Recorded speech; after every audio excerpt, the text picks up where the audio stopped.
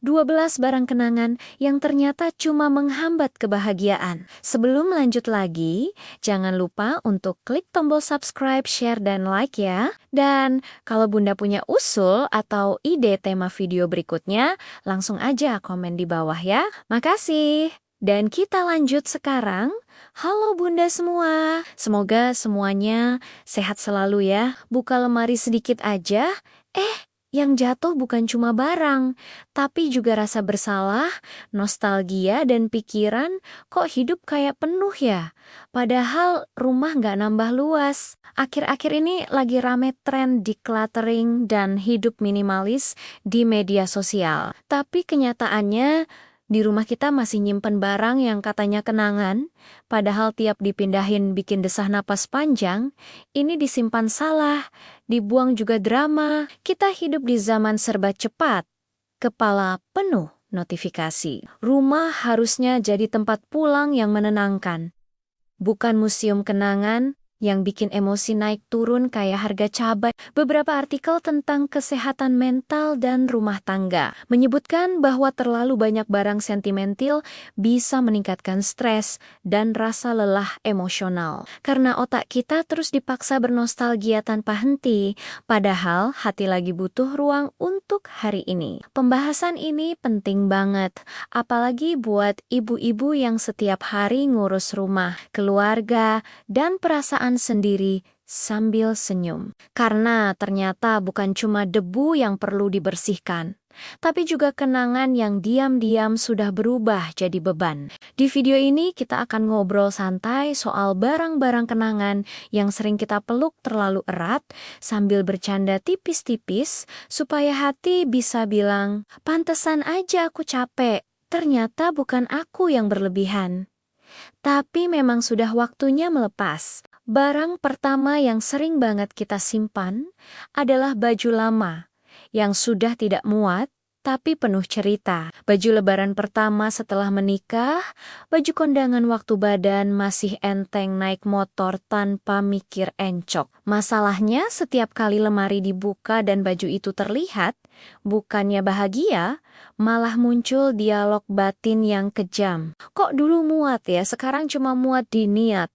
Akhirnya baju itu jadi pengingat tekanan, bukan kenangan. Dan lucunya kita tetap simpan sambil bilang suatu hari nanti muat lagi. Padahal suatu hari nanti yang ada kita beli baju baru dengan karet pinggang. Barang kedua adalah hadiah dari orang yang hubungannya sudah selesai. Bisa dari mantan, sahabat lama, atau orang yang sekarang kalau ketemu cuma senyum sopan sambil mikir, ini orang dulu ngapain ya di hidupku? Barangnya masih ada, tapi perasaannya sudah tidak. Tiap lihat barang itu rasanya seperti nonton ulang sinetron yang ceritanya sudah tamat tapi kita paksa putar lagi. Padahal endingnya sudah tahu bikin capek hati. Barang ketiga adalah perabot rumah yang rusak tapi disimpan karena niat mau diperbaiki.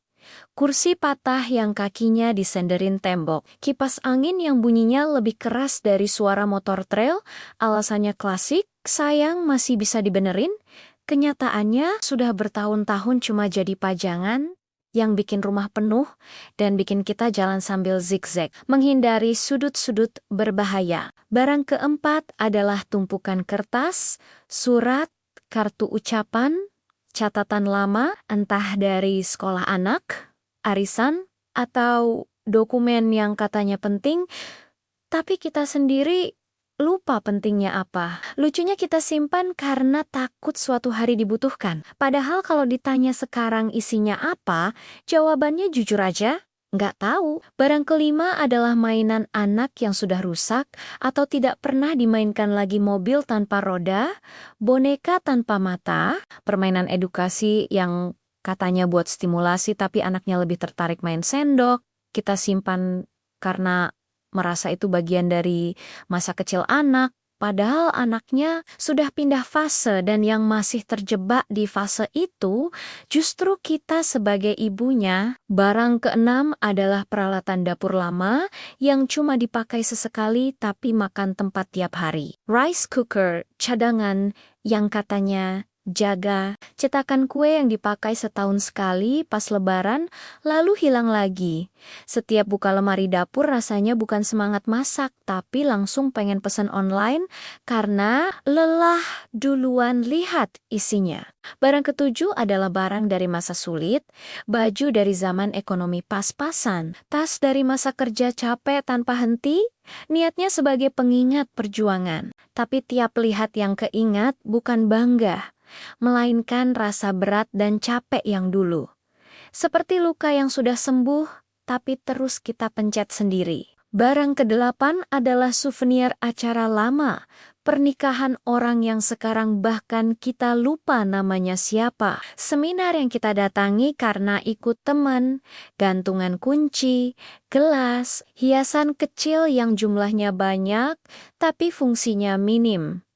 Rumah jadi seperti museum kenangan orang lain, sementara ruang untuk hidup kita sendiri makin sempit. Barang kesembilan adalah foto cetak yang menumpuk di album atau kotak, niat awalnya supaya sering dilihat. Kenyataannya, bertahun-tahun tidak pernah dibuka.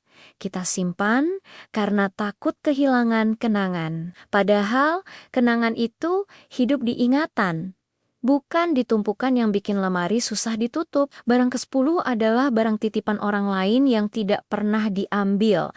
Tas saudara, kardus teman, atau barang yang katanya cuma dititip sebentar, tapi sebentarnya sampai lupa tahun, kita yang ribet jaga, yang nitip malah santai, dan rumah kita jadi gudang tanpa sewa. Barang ke-11 adalah dekorasi rumah yang sudah tidak sesuai selera. Dulu suka karena lagi tren, sekarang malah bikin rumah terasa bukan diri sendiri, tapi tetap dipajang karena merasa sayang sudah beli. Akhirnya rumah tidak mencerminkan siapa kita hari ini, tapi siapa kita beberapa tahun lalu. Barang ke-12 adalah barang yang disimpan karena takut menyesal.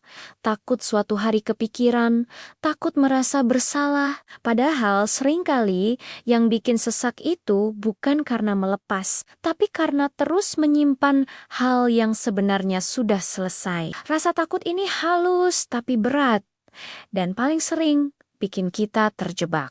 Kalau dipikir-pikir, seringkali yang kita sebut kenangan itu cuma cara halus buat menunda beres-beres. Sambil pura-pura bilang ini sentimental, padahal aslinya capek memilah dan takut salah ambil keputusan. Aku juga nggak suci-suci amat soal ini. Karena kadang masih menyimpan barang yang tiap dibuka bikin dahi. Berkerut tapi tetap disimpan dengan alasan nanti juga dibutuhin, padahal kenyataannya cuma bikin rumah terasa sempit dan hati jadi mudah sensi. Sampai akhirnya sadar kalau yang bikin berat itu bukan barangnya, tapi ketidakberanian kita buat jujur sama diri sendiri. Dan ya sebagai ibu, kita sering sibuk merawat semua hal kecuali perasaan sendiri. Bahkan lemari dapur lebih diperhatikan daripada isi kepala. Tapi kabar baiknya, kita selalu bisa mulai dari sekarang.